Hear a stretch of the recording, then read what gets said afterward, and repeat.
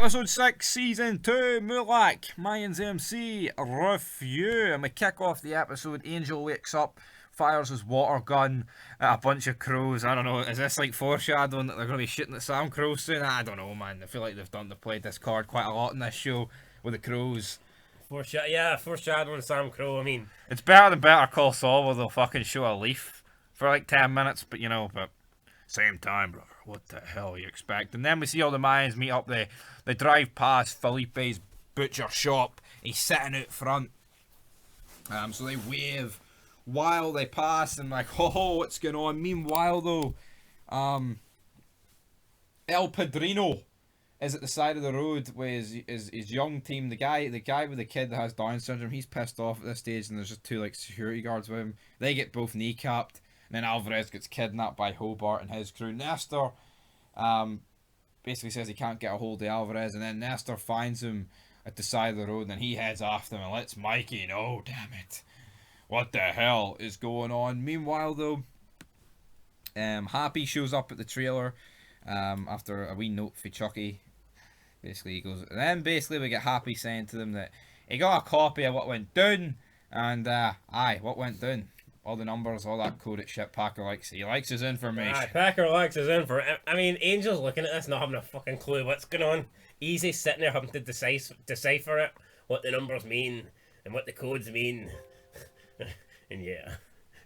God damn it. Hank then raps on the door. Yeah, the circle jerks over, guys. And then Happy comes out.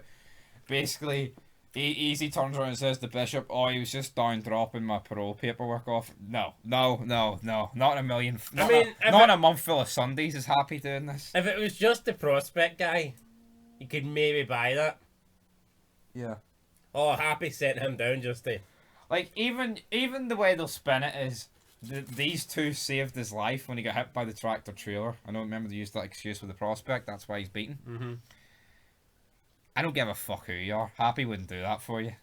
He'd maybe kill someone for you, but drive like 500 miles for a bit of fucking paper. Why not just send a letter? Fax it or something? Fucking send a letter. Next day delivery. No, he does it himself. Fucking happy meal. Fuck's sake. I mean, like, and Bishop fucking buys this. Doesn't see anything wrong with it. Fucking spastic bastard. This makes no sense. Like,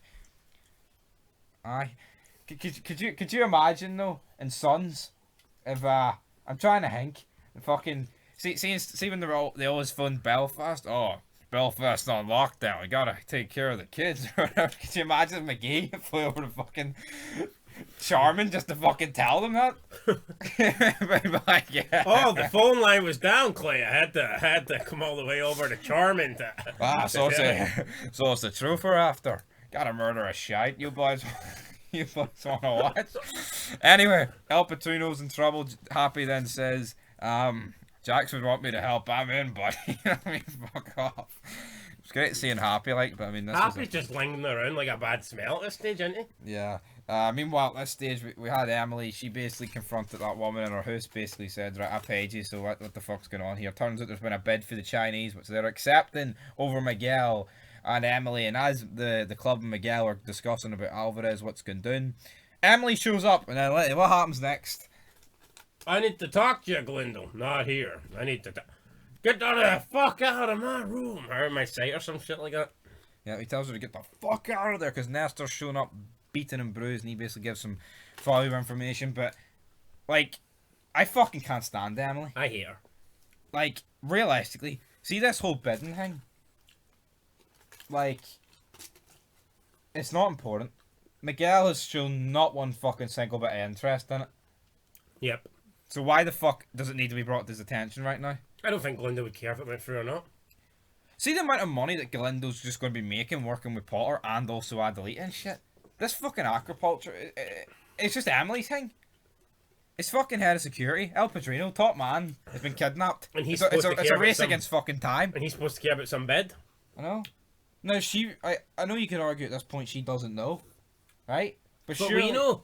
We want to see what happens. We don't want a scene where Emily goes and visits Felipe or Emily goes and visits the guy that's accepted illegal bids. We want to know if fucking not Felipe, we want to know if Alvarez is going to survive and not get his hand cut off and Exactly.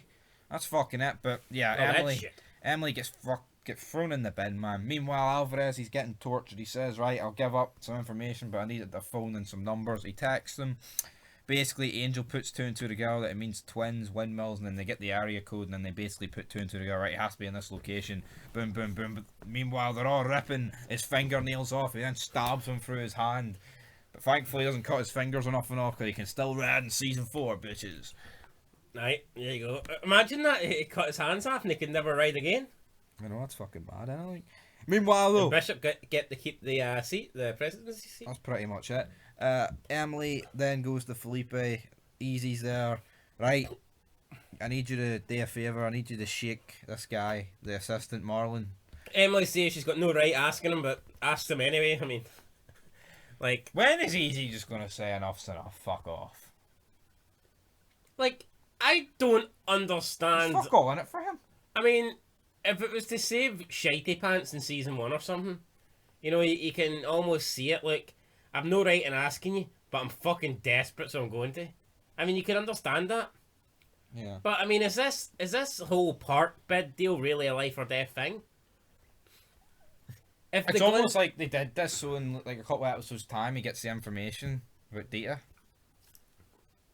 Does she not help him with that some way? I can't remember. And then she like slaps him or something. But even then, it's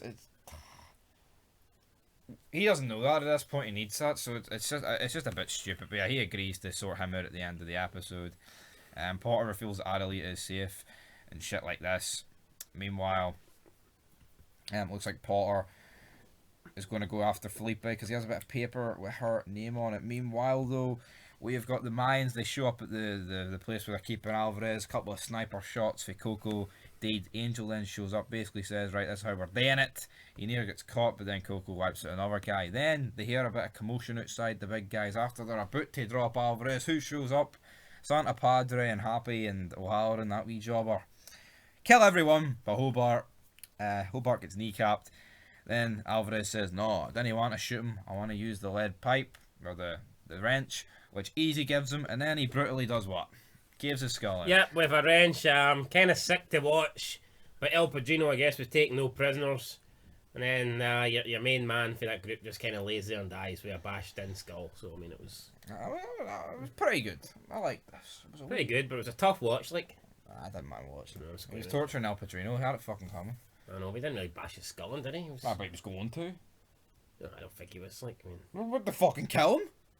Look at the dead. They chopped his fucking... They were cutting his nails and all off and fucking slicing his hands and all and fucking beating him to fuck.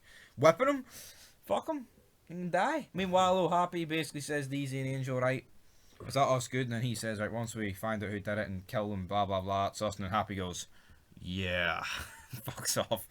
I don't know. It's probably my favourite scene of the fucking episode. I think Happy just wants out of this shithole town. Yeah, I don't want to see. Give me back the Sam Crow, man. That's it. And then Easy. We've got one more bit of business. He goes to Marlon's house. Marlon then recognises, like, Easy Reyes. I was picture a couple of years behind you in high school. Yeah, buddy. Something happened fucking 18 years ago. I'm supposed to fucking remember it, ain't I? Like, what is this? And like, does Easy even recognise him, or does he pretend to recognise him? I think he's just pretending, like, I mean, this guy... Yeah. Like, even, like, so what, right? So you recognise this guy for high school, and then you just let him in, and you see that he's clearly wearing a Mayan patch? Seems a bit fucking weird. Basically explains to him he knows about the Chinese stuff, and that he'll go to jail if he doesn't throw the bid out. Then he realises, oh, so you're in with Galindo. Da, da, da, da. Marlon then goes for a gun. Easy wrestles his hands. He falls back. Marlon has the gun in his hand. Shoots. Goes to kill Easy, obviously. And, yeah, pulls the trigger. Shoots himself in the head. Easy is left standing there. And then the episode ends. And you know what? This Marlon guy was in it for about 3 minutes. And he had a better impact than half the fucking club in 2.5 seasons. I mean, I like this guy. I mean, it's a shame that he, he's bit the bullet, like, literally. But, no, that's him indeed. But it was a good ending to it. And I like how he did cover to Easy. You know, I mean, obviously, he did seem a little bit intimidated, like, but he wasn't like... okay, I'll, His arse didn't collapse. His arse didn't collapse. That's pretty much it. That's it. And, yeah, episode rating time, I'll give it a 7. Much better than last. I'll also give it a 7. The El Padrino... I mean, I didn't really... Even the way the Mayans like rescue El Padrino just seemed a bit jobberish to me. Like Angel runs down by himself and then he fucking falls over a bunch of like tools and stuff and makes he's a retard. Coco's the only guy doing anything. He's just picking everybody off. It's like, what was it? Why didn't they just go with Coco? Why wouldn't just Coco turn up? I mean, literally. No, I mean, I guess loads of them showed up when they broke in. Like, but the point is, why did they need the Easy? They're like, oh, Easy, we need to pick you up. I mean, what? Fucking stupid. But anyway, guys, that'll do. I guess they need someone to jump in front of fucking Bishop.